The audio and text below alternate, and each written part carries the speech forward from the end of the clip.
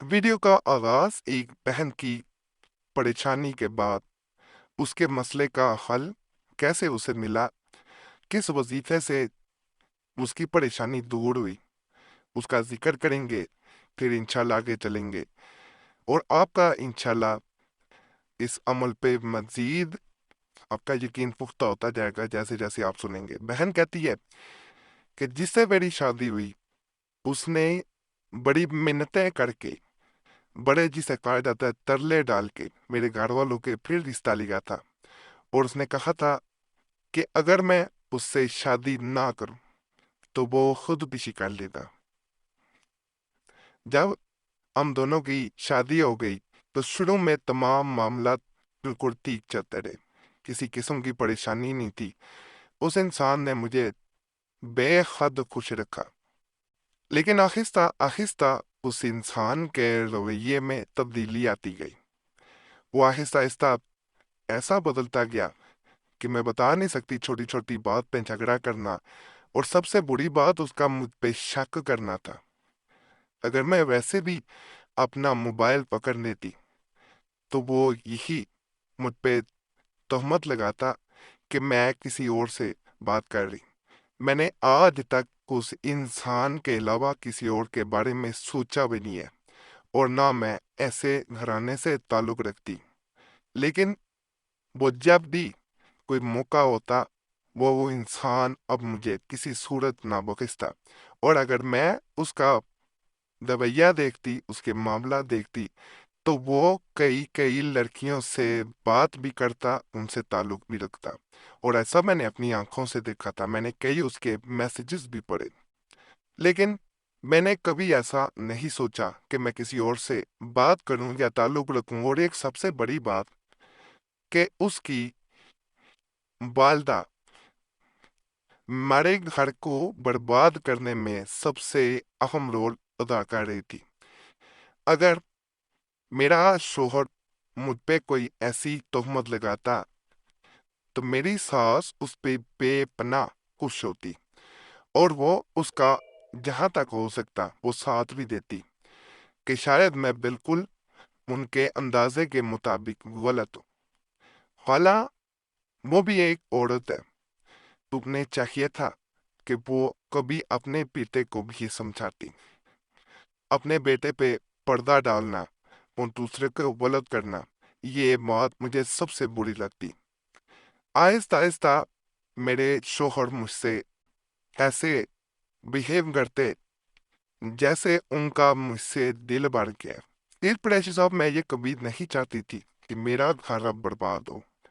میں نے بہت سے لوگوں کے انٹرنیٹ پہ وظائف بھی دیکھے، تویزات بھی دیکھے، ان تویزات اور عملیات کو کیا بھی، لیکن مجھے کچھ فائدہ نہ مل رہا تھا۔ اسی دوران ایک دن آپ کے چینل پہ آئی، آپ نے مجھے ایک عمل بتایا اور مجھے ایک کتاب کا نام بھی بتایا کہ یہ عمل میں کشکولی عملیات سے دے رہا ہوں، اور یہ عام عمل نہیں ہے۔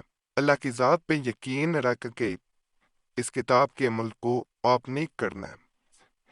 میں نے باخدا پریشر صاحب اللہ کی ذات پہ توکل رکھ کے آپ کا بتایا گیا عمل، جو کہ آپ نے کہا تھا کہ جمعرات یعنی مغرب کے بعد جمعہ شروع ہو جاتا ہے، تو آپ نے مغرب کے بعد یہ عمل شروع کر دینا ہے۔ رات کو سونے سے پہلے کیا جانے والا عمل تھا۔